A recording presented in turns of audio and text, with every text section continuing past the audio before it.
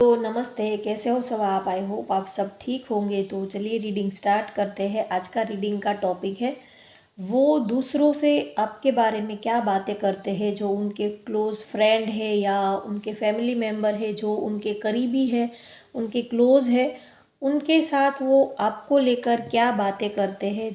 जिसके बारे में सोचकर आप ये रीडिंग देख रहे हो, वो दूसरों से आपको लेकर आपके बारे में क्या बातें करते हैं, ये हम देखेंगे।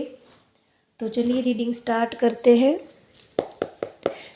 ये जनरल कलेक्टिव रीडिंग है और आप मेल हो, फीमेल हो, किसी भी जेंडर के हो, किसी भी उम्र के हो, तो भी आप ये रीडिंग देख सकते हो। और ये टाइमलेस रीडिंग है और आपकी कोई भी राशि है तो भी आप ये रीडिंग देख सकते हो। तो चलिए रीडिंग स्टार्ट करते हैं। वो दूसरों से आपके बारे में क्या बातें करते हैं, आपको लेकर क्या बातें करते हैं। आपके partner,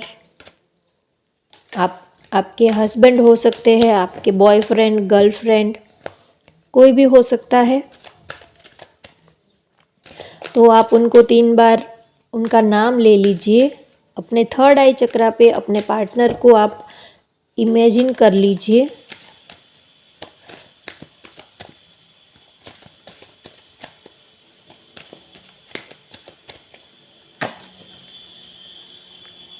ten of wands, the star, 4 of cups, 9 of cups, bottom of the deck है 9 ऑफ सोर्ड्स,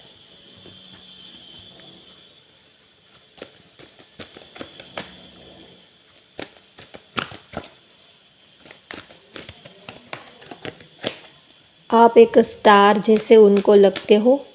और यहाँ पर सभी ज़ोडिएक साइंस के लिए ये रीडिंग है, लेकिन फिर भी यहाँ पर एरीज, लियो, सेजिटेरियस और पाइसिस, स्कॉर्पियो, एक्वेरियस, कैंसर, ये एनर्जी हाईलाइट हो रही है। लिब्रा, विर्गो, जेमिनाई भी है।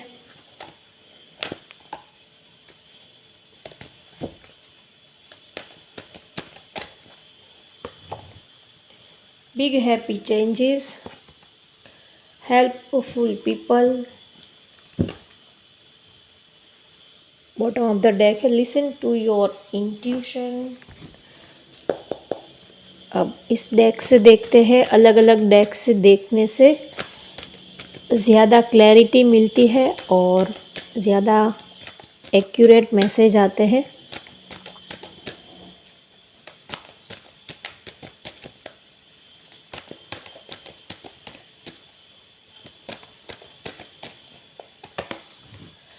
एंजल ऑफ बैलेंस, कॉन्ट्रैक्ट,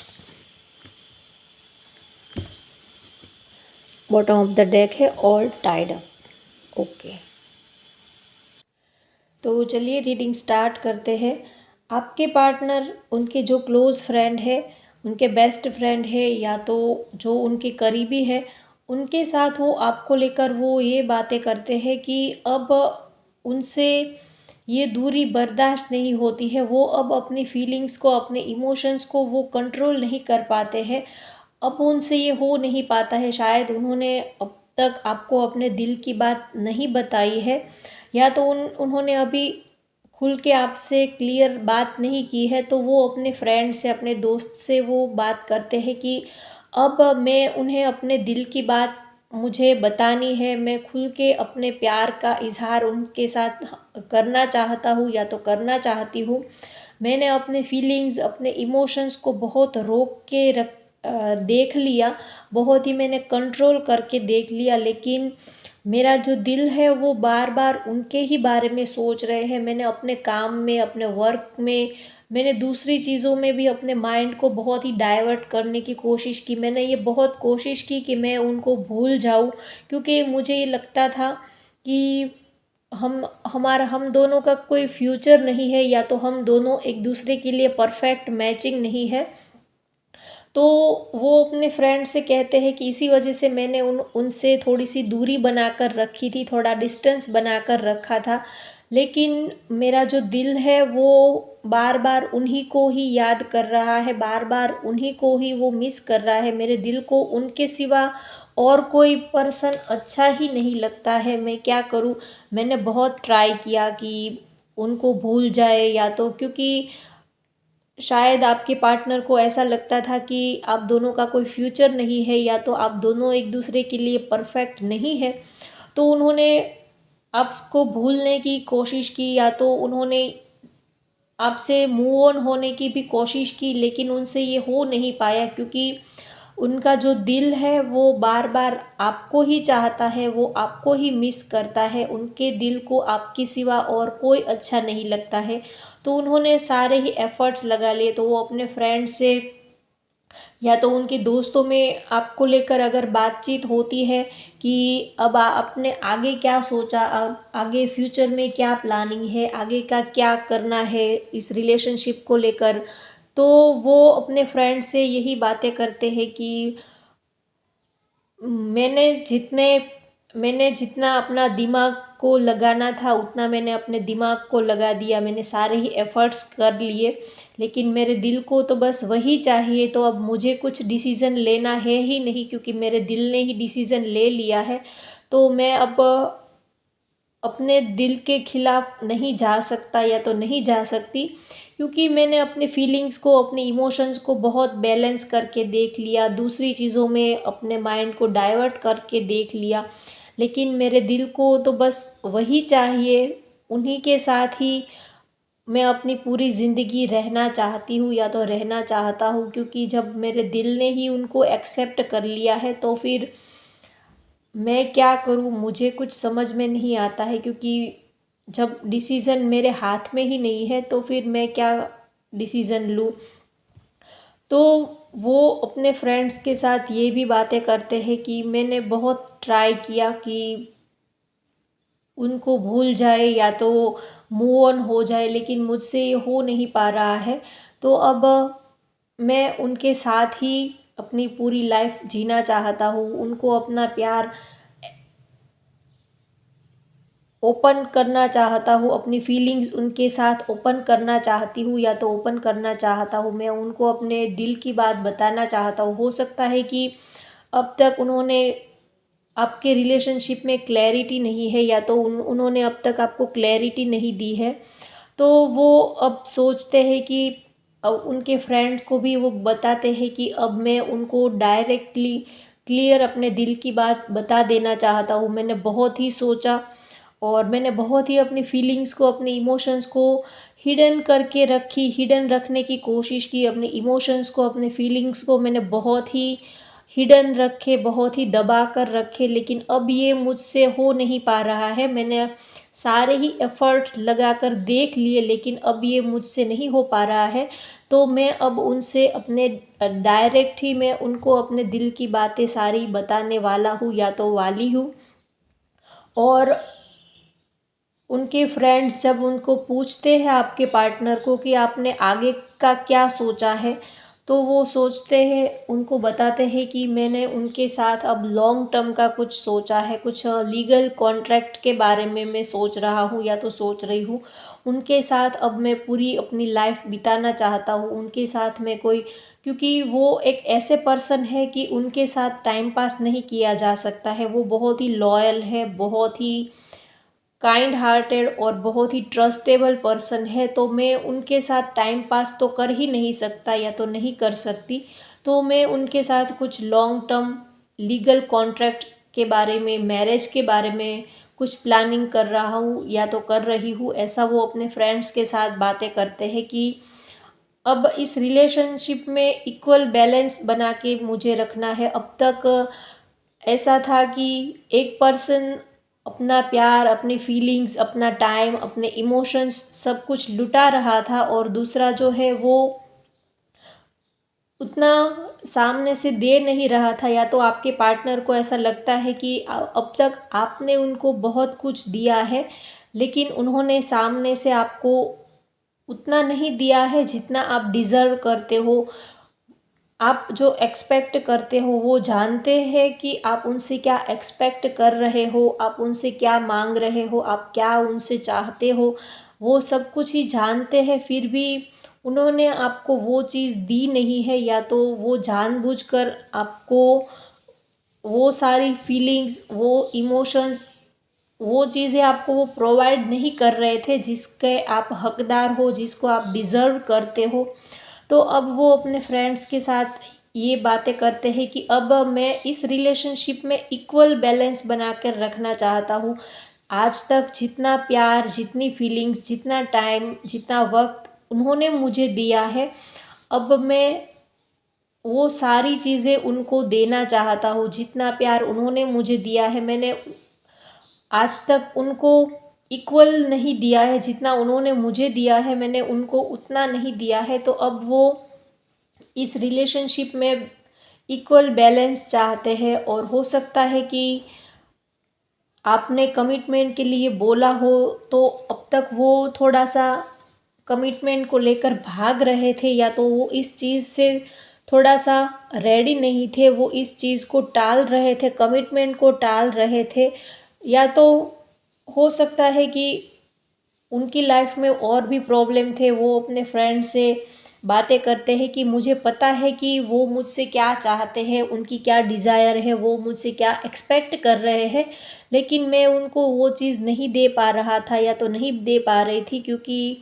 मेरी लाइफ में और भी बहुत सारे रीज़न्स थे उनको कमिटमेंट ना देने के, क्योंकि वर्कलोड था, फैमिली रीज़न था, और बहुत ज़्यादा काम का प्रेशर था, तो बहुत सारी और भी रिस्पॉन्सिबिलिटीज़ थी।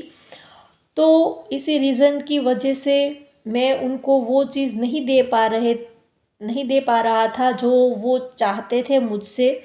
लेकिन मैंने ये सारी चीज़ों को बहुत टालने की कोशिश की, लेकिन मुझसे अब ये हो नहीं पा रहा है। मैं इन सब चीज़ों से दूर नहीं भाग सकता हूँ, क्योंकि मैं ही उनके बिना नहीं रह सकता हूँ, क्योंकि मुझे ही उनके बिना रहना अच्छा नहीं लगता है। तो वो आपको कमिटमेंट को लेकर अपने फ्रेंड्स के साथ बातें करते हैं, और आपको लेकर वो ये भी बातें करते हैं कि आपके आने से उनकी लाइफ में बहुत ही पॉजिटिव चेंज आया है, उनकी लाइफ में खुशी आई है, प्रॉस्पेरिटी आई है, बहुत ही वो खुश रहते हैं, उनको आपके साथ बहुत ही अच्छा लगता है।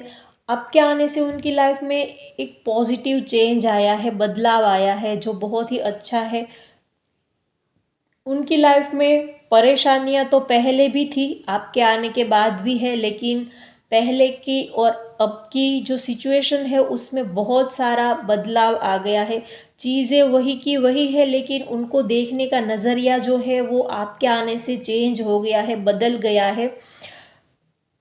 चीज़ें कभी किसी के लिए परेशानियाँ हो, वर्कलोड हो, फैमिली इशू हो, तो सबकी लाइफ में सबको कुछ ना कुछ परेशानियाँ रहती ही है। चीज़ें कभी बदलती नहीं है, चेंज नहीं होती है, लेकिन चीज़ों को देखने का इंसान का अगर नज़रिया बदल जाए तो वो चीज़ तो पहले जितना हमें एफ़र्ट्स हमें जितना वो तकलीफ़ दे रही थी उतना वो तकलीफ़ नहीं देती है। तो उनको भी ऐसा लगता है कि पहले भी उनकी लाइफ में ये सारी चीज़ें थी, लेकिन आपके आने के बाद वो सारी चीज़ें, परेशानियाँ जैसे कम सी हो गई हो। उनका जो चीज़ों को देखने का नज़रिया है वो ही बदल गया है आपके आने से। एक पॉजिटिव चेंज आया है, तो वो काफ़ी खुश रहते हैं आपके साथ, और फिज़िकली अट्रैक्शन भी वो बहुत ही फ़ील करते हैं। वो अपने फ्रेंड से, अपने क्लोज़ फ्रेंड से वो ये भी बातें करते हैं कि वो आपको लेकर काफ़ी सीरियस है, और आपको बहुत ही लाइक करते हैं, बहुत ही पसंद करते हैं, और आप उनको बहुत ज़्यादा ब्यूटीफुल या तो हैंडसम लगते हो। आपके सिवा उनको और कोई जचता ही नहीं है, आपके सिवा उनको और किसी चीज़ में इंटरेस्ट ही नहीं है। हो सकता है कि उनको और भी बहुत सारे ऑप्शंस उनके पास आए हो, या तो और भी लोग उनको लाइक करते हैं, या तो और भी ऑप्शंस है इनके पास, आपके पार्टनर के पास, लेकिन उनको ये लगता है कि उनको आपके सिवा और कोई अच्छा ही नहीं लगता, आपके सिवा इनको किसी और चीज़ में इंटरेस्ट ही नहीं है, ऐसा ही आपके बारे में सोचते हैं। हो सकता है कि उनकी फैमिली ने या आपकी फैमिली ने उनके लिए, या तो उनकी फैमिली ने आपके लिए और कोई रिश्ता देखा हो, या तो कोई और पर्सन आप में इंटरेस्टेड है।